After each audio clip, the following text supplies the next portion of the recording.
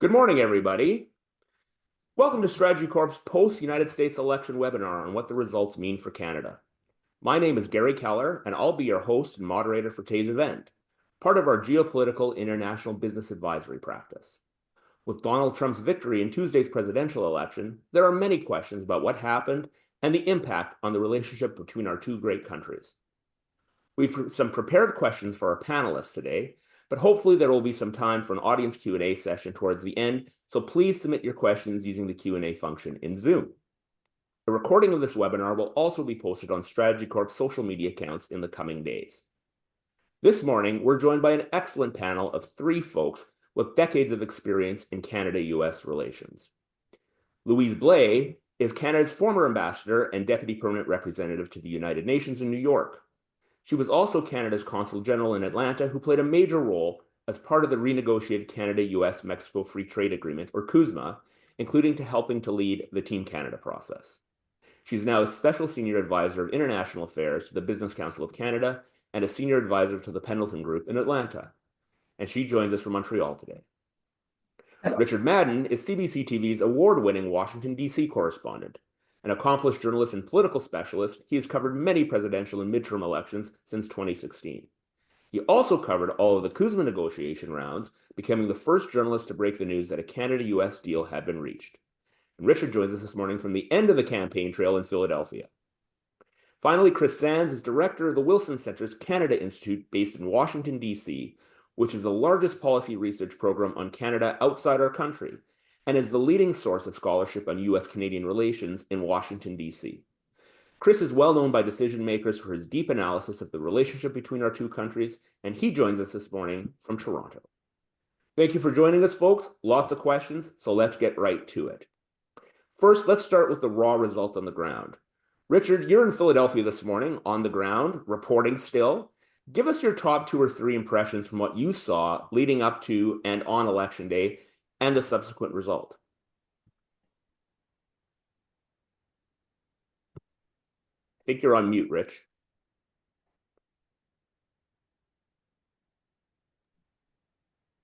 There we go. Can you hear me now? Sounds great. Okay. Hey, thanks, Garry, for inviting us, and thanks for this opportunity. Couple quick takeaways here. First and foremost, both campaigns spent millions of dollars in this battleground state, Pennsylvania. You couldn't go anywhere without seeing a billboard, a sign, a commercial on the radio, television. They blanketed everywhere. This is also the state and the city here in Philadelphia where Kamala Harris held her final campaign rally. She closed her campaign here. She brought Ricky Martin, Lady Gaga, Oprah Winfrey. She brought everyone here, urging these young voters to get out the vote the next day. My big takeaways are Harris completely underperformed, not just here in Pennsylvania, but across the U.S. Her turnout numbers, her support, at least as I go through these numbers, it's Hillary Clinton levels. It was a Hillary Clinton 2.0. Speaking to a lot of voters here who are even leaning Harris, her message just wasn't landing. Trump's message on the economy seemed to penetrate much more than Harris's did. And so I think there's a real reckoning underway with Democrats as far as their messaging, their brand, and even their get out the vote, which in Pennsylvania, the Democrats really pumped it up as they had this machine. They were tapping into the Josh Shapiro campaign mechanism, but it clearly didn't work. On the other hand, I think the other takeaway there here, and not just in Pennsylvania, but I think it's a good gauge for the rest of the country. There's a lot of soft Trump support that is not being picked up in public polling. It is not being picked up in surveys. And this is a fault, I think, of the media, that some of the issues and stories that the Washington, D.C. Beltway cover relentlessly is not voters in PA and just across the country. Those stories aren't resonating with them either. And then thirdly, we also live in 2 different ecosystems. On Earth 1, people are reading the New York Times and the Washington Post, watching CNN. On Earth 2, they're watching Newsmax, they're reading the Daily Wire, they're getting bogus news on Facebook, and their perception of what America is completely different than the perception that we live in. And so I think that contributes to the divisions. But ultimately, at the end of the day, the Democrats really got their clock cleaned, and there's a political autopsy that needs to be done. And we're already starting to see the fingers pointing blame at each other. And that's a great point, Rich. I think some questions will be asked about maybe Josh Shapiro should have been the vice presidential candidate. If Pennsylvania was key to your strategy, why wouldn't you have the guy with the ground machine leading that charge? Yeah, agreed. And I'll just close on that. That was one of the questions that, and I was hearing that buzz too from within the Harris campaign. They understood why she selected Tim Walz as her running mate, but was that at a sacrifice for somebody who could go much more head to head against JD Vance? But you also heard, on the other hand, that Josh Shapiro is not a number two guy.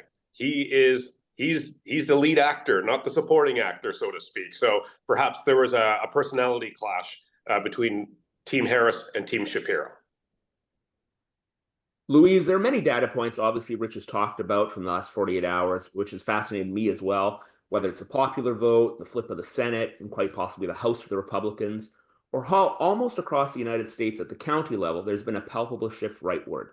What has struck you the most about the results?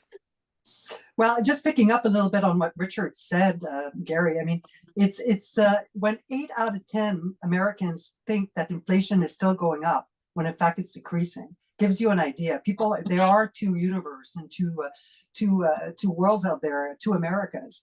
But to just really directly answer your question, I think what is really fascinating, and it's part of the autopsy, as Richard said, that the Democrats have to do, the Latino, the young women, the young men vote is shifting right. Why is that? Why is it that Democrats fail to connect with those traditional groups? I think that's something that will have to be examined. I mean, it's easy to say now, I had a feeling and prediction that Trump would win for the very reasons, again, that Richard mentioned. I think he always underperforms in polls. I think probably a lot of respondents on these polls wouldn't want to admit that they wouldn't vote for a woman or a woman of color, or don't want to admit they're voting for Trump, because they do compartmentalize the personality vis-a-vis the comfort that he brings to them in terms of their wallet or their sense of security at home. And so that wasn't surprising, but it's the level to which the blue wall basically crumbled, and he regained, and he's now obviously improved on his numbers tremendously, even though the history that he now carries, that everyone knows. So that's the America that we're dealing with now. And I'll just end, and we'll get into that in terms of what it means for the relationship with Canada, but it is definitely, DC has now been painted red. And we can talk about what that means and how we engage vis-a-vis DC that might be a little bit of two colors. And there's a difference for us. Thanks, Louise. Chris, from your vantage point at the Canada Institute, the Wilson Center, what were the biggest takeaways from the result in your mind, including at the House and Senate level? And has there been an increase in either friends or foes of Canada in Congress since election night? I think in a lot of ways, this was a more reassuring election on the Canada-US front than 2016 was. Then you saw Donald Trump talking about Canadian dairy, Canadian steel as being real problems. This time, the President Trump, or former president, soon to be President Trump, spent a lot more time talking about bigger issues. And as Louise said, some domestic issues. It's likely that the 10% tariff, some of the other proposals that he made have a Canada implication, but it was much less directed at Canada per se. In fact, the only thing that came from his campaign that sort of caught me off guard was the rumor that perhaps Prime Minister Trudeau's father was Fidel Castro. I don't know where that came from. That was a bit of a surprise, but not an actionable policy recommendation as far as I can tell, so that might be good. On the House and Senate side, I think the challenge for Canada is not so much an individual who's come or gone. I think the challenge is twofold. First, it's in the leadership of the Congress. We saw after 2022, when the Republicans took back the House, Nancy Pelosi decided she didn't want to be House Minority Leader and left that job to Raheem Hakeem Jeffries. Sorry, I got his name backwards. To Hakeem Jeffries. And then last year we really struggled because they had a difficult time managing the House with the kind of discipline that Nancy Pelosi brought to the job. Now we're going to see a rookie Senate Majority Leader because Mitch McConnell is gone. The Republicans will have the Senate, but we'll be bringing in leaders who have less experience. I mean, some, but less experience running that chamber. And remember that we have 4,000 or so people that have to get Senate confirmed, from cabinet to a new ambassador to Canada, all the way through many people in the bureaucracy. And I expect that transition to be a bit slow because of these sort of structural issues in the new Congress that there's really nothing we can do about. But to give, I think, everybody watching some hope, I don't know that there's another country that has a better ground game in terms of the Congress. Canada has been very careful to cultivate Republicans as well as Democrats in the run-up to the election. They haven't tilted one way or another because they want to make sure they had some entree to both sides. So I think in that sense, the congressional outcome should be navigatable by the Canadian side. That's a great point, Chris. You know, with a change in administration, there's usually change in leadership at the ambassadorial level. We know how long it took for the Trump administration to appoint an ambassador to Canada last time. We know how chaotic their transition was after 2016. Seems to me, and I'm sure like all of us, that the transition will be very different this time, that they've been thinking and planning this for some time. All right, well, let's focus our attention now to some of the big picture questions about the Canada-US relationship. Richard, you covered the Trump administration and the White House from when it was first elected to January 6, 2020 and beyond, and you saw how the relationship with Canada and the Trudeau government ebbed and flowed over that period. There will be a different cast about President Trump this time, but maybe some players from last time will make their way through. Can you give us your perspective on the potential players that could impact the Canada-US relationship?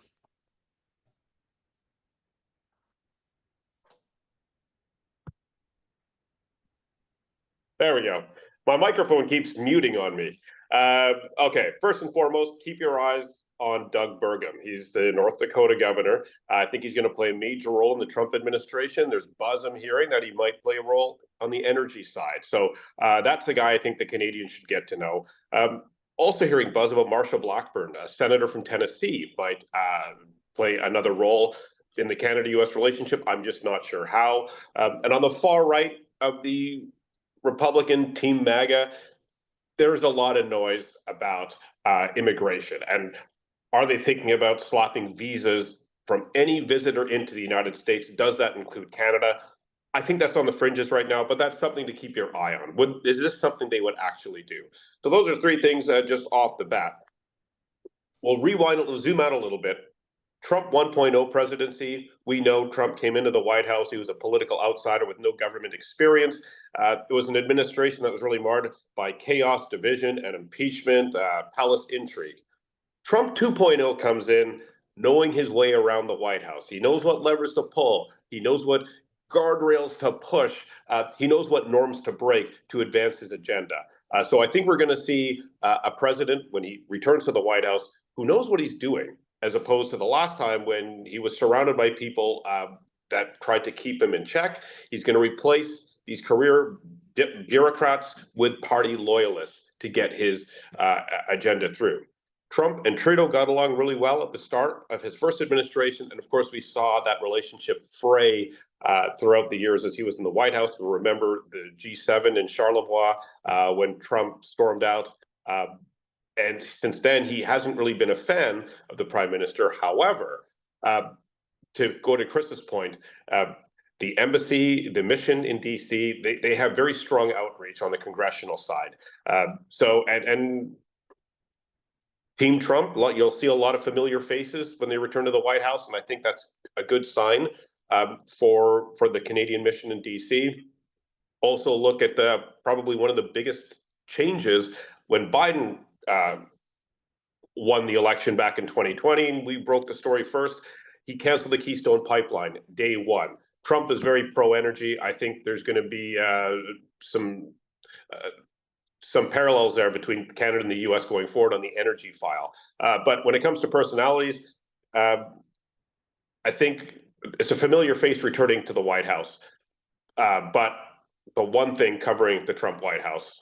It is so unpredictable. And so this is, I think, going to be the challenge, not just for Canada, but for every single country that deals with the US, of that unpredictability.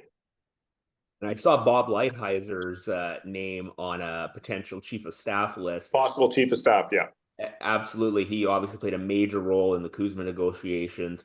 On the flip side, there's been talk about a cabinet shuffle in Canada for some time. There's been some talk about, we have Anita Anand covering 2 portfolios. She can't do that forever. But we know last time in 2016, there was a cabinet shuffle federally here to deal with the incoming Trump administration. And you're right. And if I could just pick up 2 other names, of course, that I forgot to mention, Elon Musk is going to play a role. And maybe there's some good news there. He went to Queens. Maybe he's familiar with Canada. And also RFK Jr. So at least we sort of know which direction it's going to go and who some of these personalities are. But buckle up, folks. Garry, can I jump in just to add to the point? Absolutely. Totally agree with Richard. I want to add a few names. I think Marsha Blackburn, she thought she'd get into the first administration, but she was asked to stay put in Congress, and then she became senator. So she's very, very close. She's the one actually who helped organize the first call that we organized in 2016 between Trump and Prime Minister Trudeau. She's a true friend of Canada, so that's somebody that I think we can work with. Her fellow senator in Tennessee, Haggerty, is also being named as a potential maybe state Secretary of State, or he could go even at commerce because he comes from the business world, and he was an economic commissioner in Tennessee before he became ambassador in Japan. So we have a lot of friends in Congress and in the Senate and around DC. We know those players now. There's also Pompeo, who's talked about coming back, and so we can expect them to be around in orbit. So I think yes, we should buckle up. I agree, but at the same time, I think we also have some opportunities with this grouping, and so we have to be very proactive. We can't be passive and wait for them to do something for us to react. We really have to anticipate, and we have to be in the room. Great points, Louise. And my next question is for you as well. You spend much of your work advising C-suite executives and companies across the country. You obviously had a leading role in Kuzma negotiations as a consul general in Atlanta.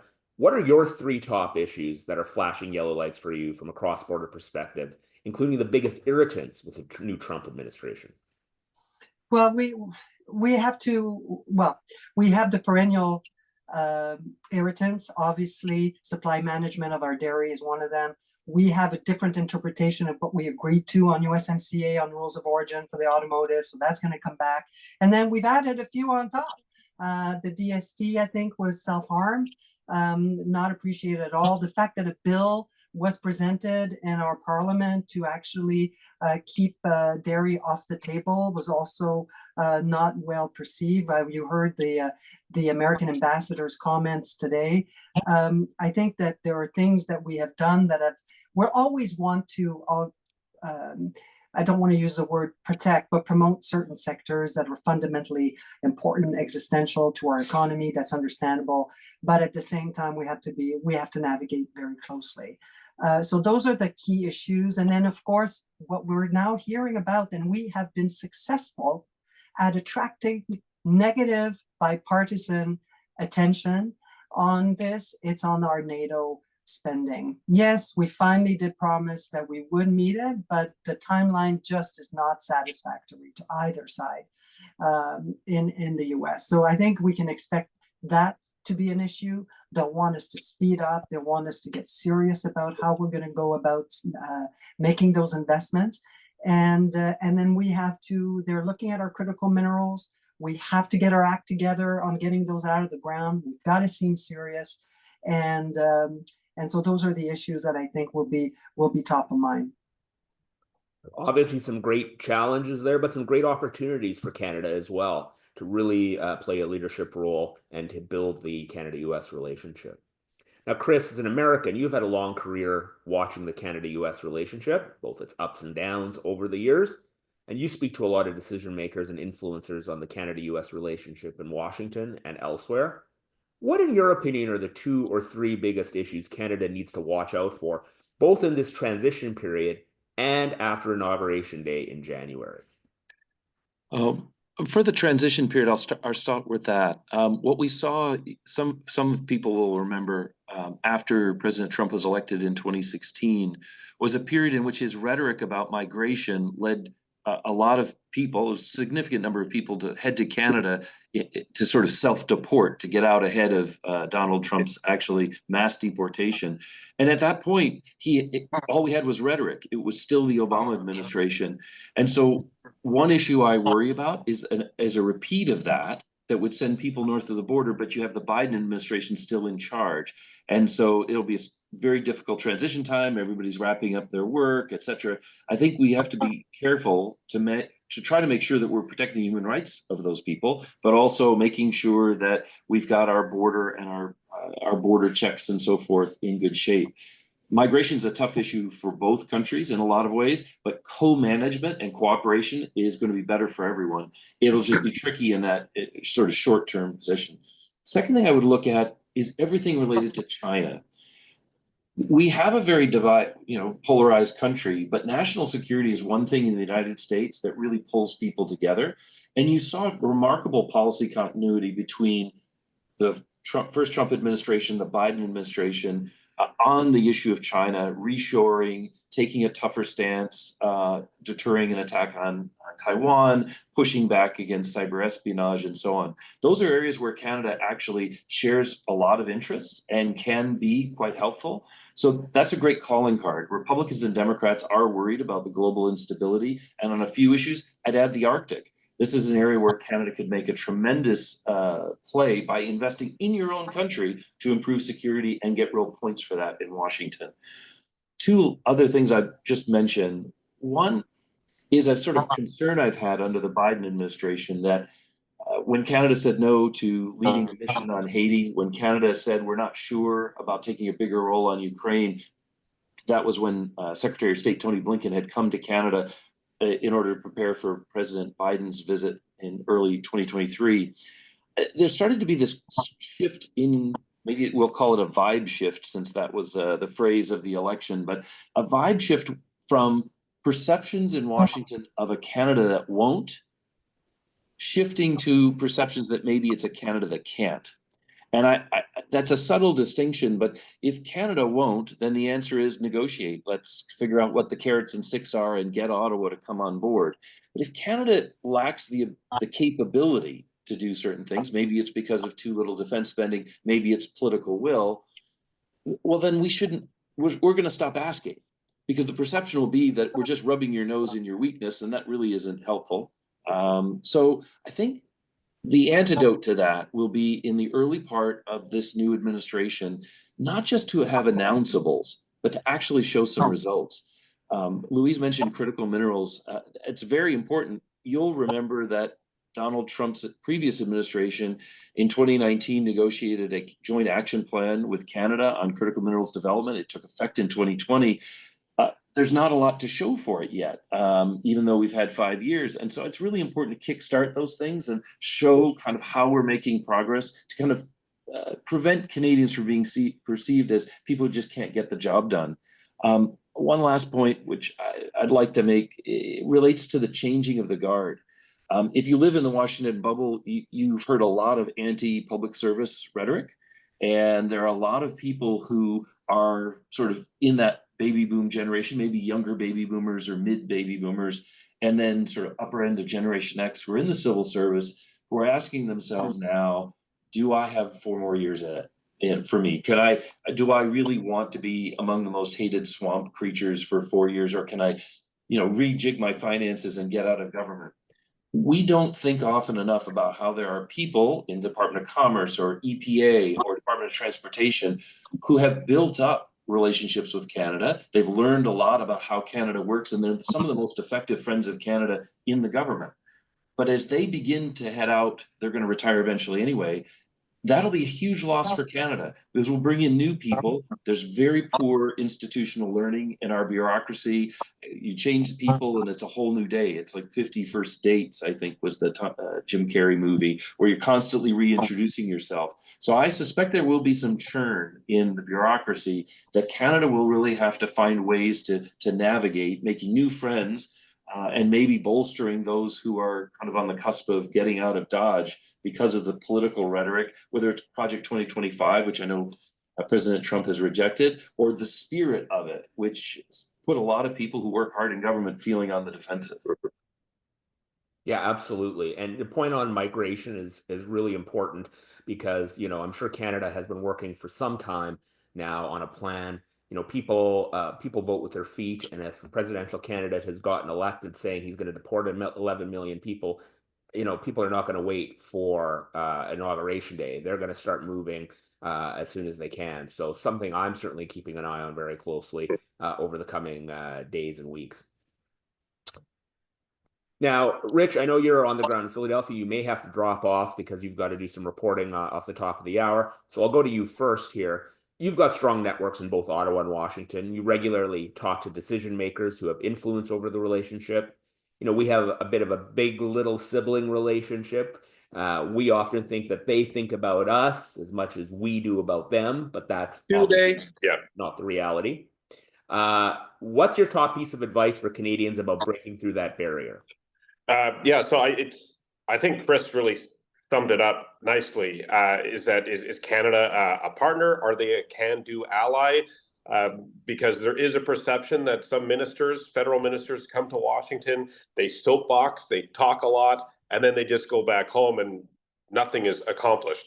I remember a conversation I had, 2 years ago, with somebody in the Chamber of Commerce here in DC, and they were talking critical minerals, and then he laughed and he said, "You know what? Wake me up when there's a shovel in the ground up in Canada."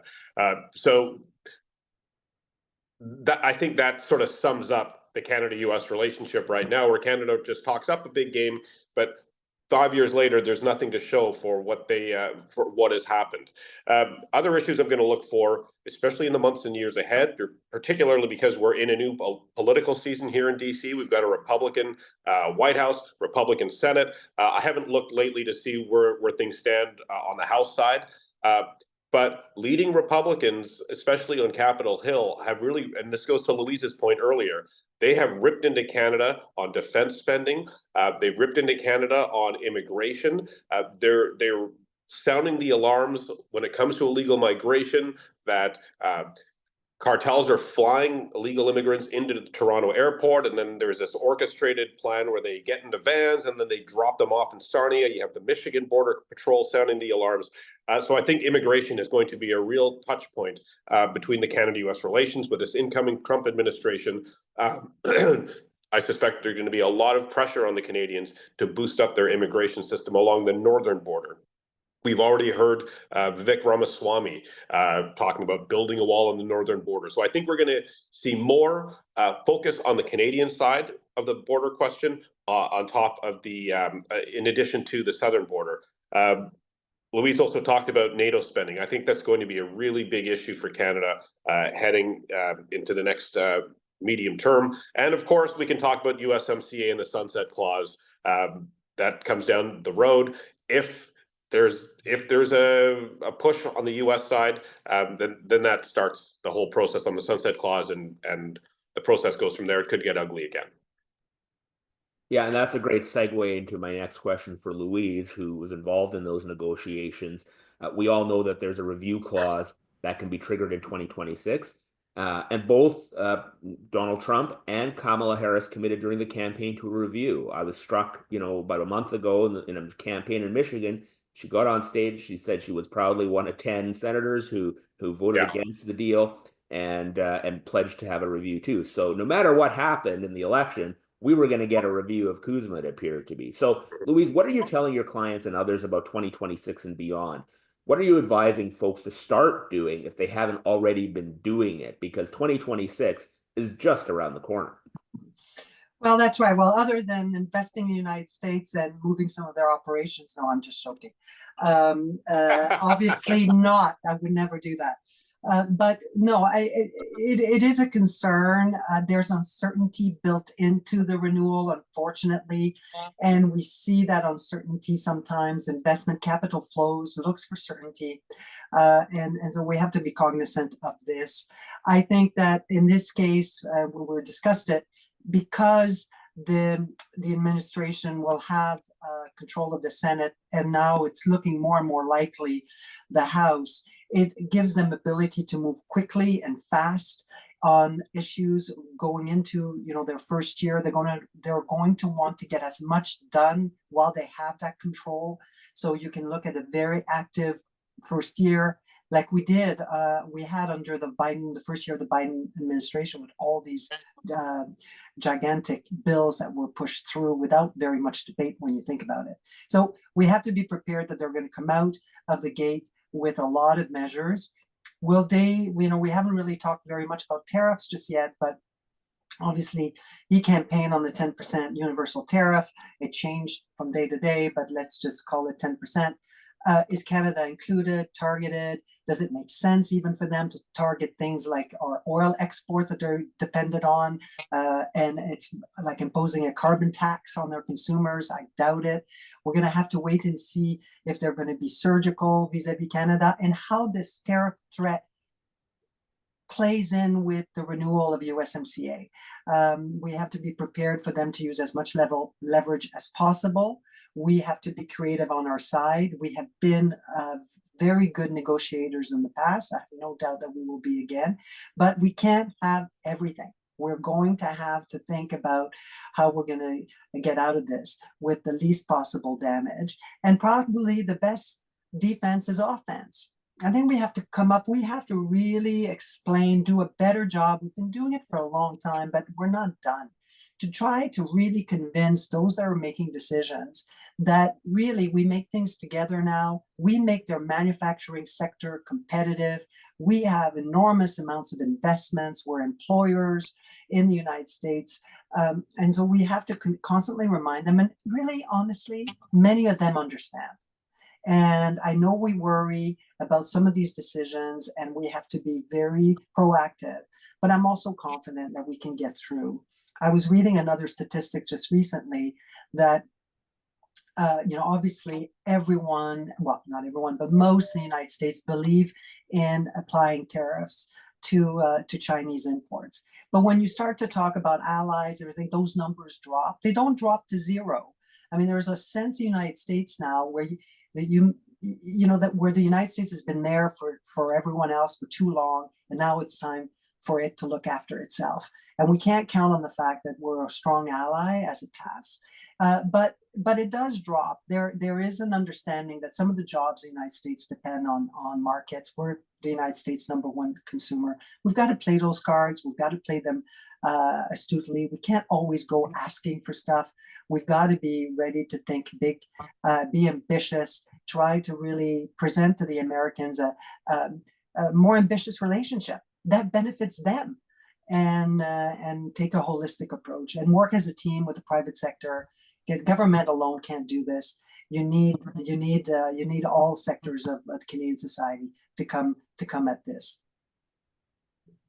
Thanks, Louise. Chris, we've talked a little bit about defense spending here. NATO members and NATO leaders have made a commitment, obviously, to spend 2% of GDP on defense spending back even in 2014. And there was consensus on that.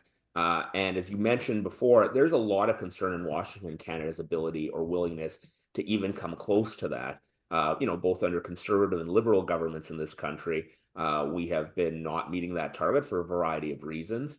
But, whether it's a Prime Minister Trudeau or a Prime Minister Poilievre in the next 18 months, on the defense commitment, what's your advice to Canadian decision makers now that Trump 2.0 is here? What can Canada really do besides making nice noises that we're going to meet it? Because as we said here before, we have made nice noises in the past, and still people don't necessarily take us seriously on that.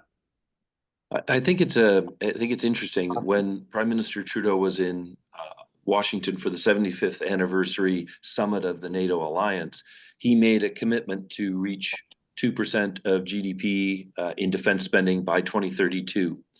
He had also pledged to get to 2% in Vilnius, signed off on the accord, and Stephen Harper had agreed to get to 2% as part of the Wales commitment at the very beginning of this whole cycle, where 2% became that sort of magic number for people. So Canada's pledged 3 times, still hasn't reached it. I know, and I'll hear about this from my friends at D&D, it's complicated, the NATO formulas, there's money committed. One of the challenges is that Canada is buying some F-35s, 88 of them. That is good, but it only counts when you take delivery and pay that bill. And right now we have allies around the world, Japan, Korea, and others offering a premium to get their quicker delivery of their F-35s. And so Canada gets pushed farther back in the queue, and that means you don't reach 2%, which is kind of a structural dilemma rather than a failure on Canada's part.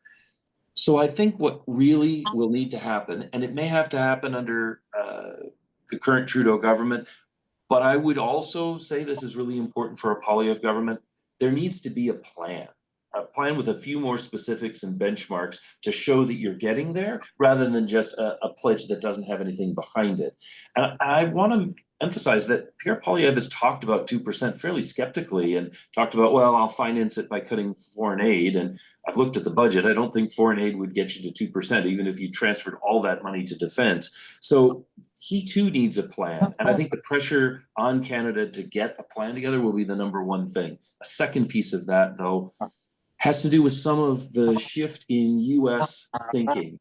The Biden administration issued a National Defense Industrial Strategy document that came out, I think, in March of this year. And what it does is it redefines the defense industrial base of the United States as the U.S. plus allies. And we've been negotiating special access agreements with Britain, with Japan, with South Korea, and with Australia that would bring them in line with where Canada has been since 1956 with the Defense Production Sharing Agreement, where what you produce counts as domestic for U.S. Pentagon purchasing.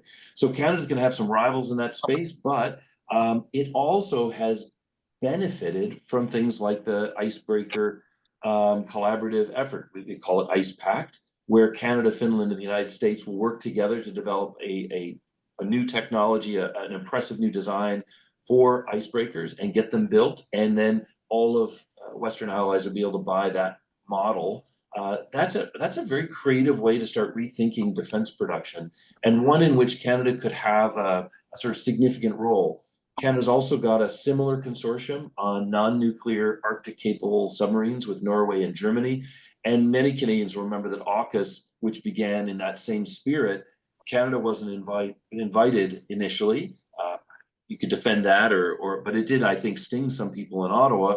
But there's a pillar 2 in AUKUS which is mostly on cybersecurity and technology, where Canada really does belong. So I think there's secondarily some options where Canada could really step up and get some benefit.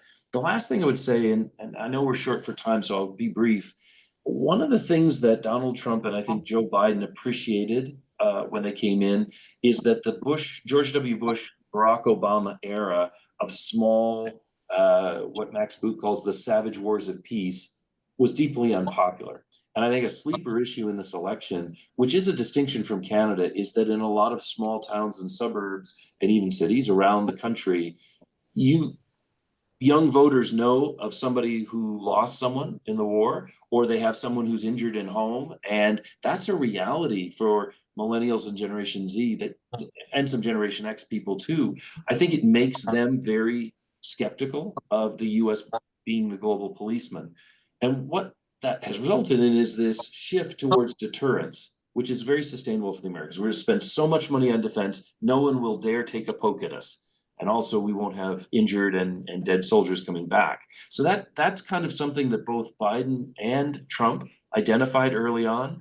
But the shift back to deterrence revives something Canada's always been good at. When the US is focused on these great power rivals, Canada's middle power ability to talk about norms to help build up institutions, whether it's the Quad or the International Criminal Court, if that's the relevant venue, or talking to other countries about drawing them into the Western Alliance. There's a lot of diplomacy to be done. And I think Canada could play a leading role, understanding that the US doesn't want to be the world's policeman, but with deterrence, we'll be willing to back a policy that helps move us towards peace. And I hate to say it, but the U.S. has become very, very good at war, but we're really lousy at peace. We don't have peace in Korea. We didn't really leave peace behind in Afghanistan or Iraq. We need to get better at peace building as well. And I think Canada has something to bring to the table on that. Thanks, Chris. We're almost out of time, but we've had a number of questions come in. I'll do a lightning round. I'll let you comment on either question because they kind of coalesce around these two issues. One, everyone wants to know how the outcome of Tuesday impacts a potential federal election in Canada. And two, impact on the clean tech sector. Obviously, Biden and the IRA brought in a lot of subsidy for clean tech industry and was matched partially in some ways here in Canada through investment tax credits. What do you see for the future of that? So lightning round, Rich, I'll let you go first. Sure. Interesting. All right. If I am Team Trudeau, I'm going to look at this election and I'm going to say, okay, I'm going to paint Pierre Poilievre to be Trump Jr. And they're already sort of doing that. And then Trudeau can say, look, I've dealt with this guy before. I can do it again. Poilievre doesn't know what he's doing.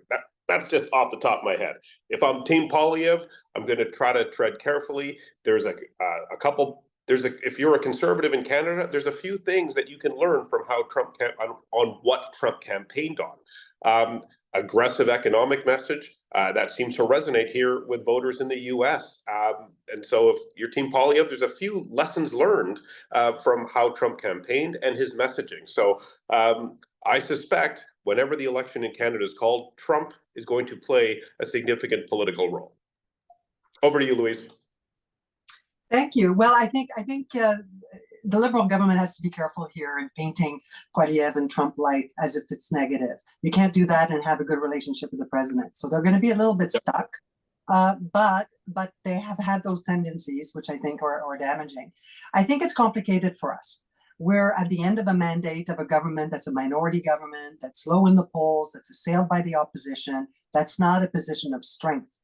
And that's the problem, where we don't know when the election is going to be. There's no real timeline for it, other than it's going to happen before next fall. That doesn't really put us in a really clear position. We are hosting the G7 in next year. You know, is it going to be the end or the beginning of our government?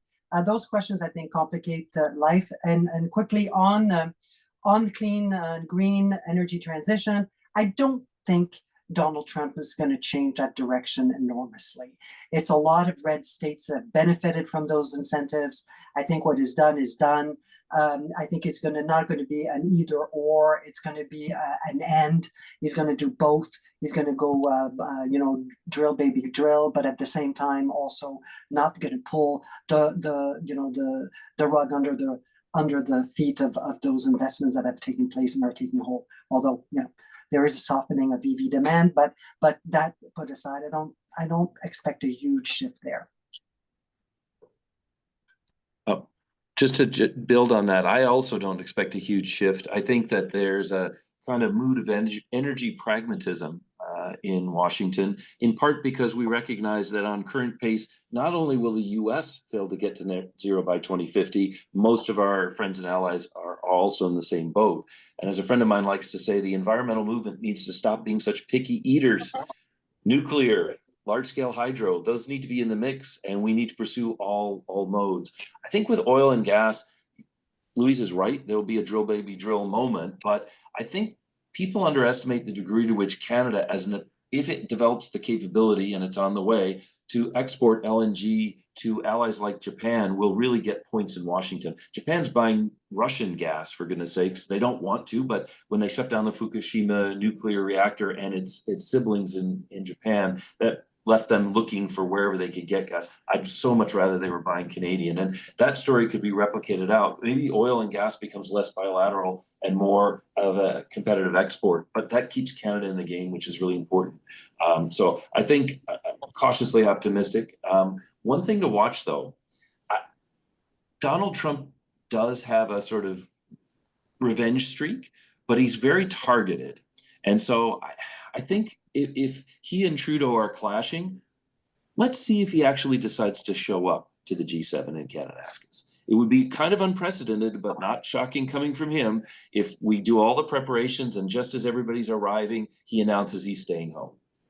As a slight to Trudeau, but one that would be and it wouldn't hurt Canada in the big picture, but it would be a little bit of humiliation. I suspect we need to be careful on those symbolic things, because that's one thing that Trump is very, very good at. And well, anyway, we should figure out how to avoid letting that spill over into other parts of the relationship, but don't be surprised if that happens.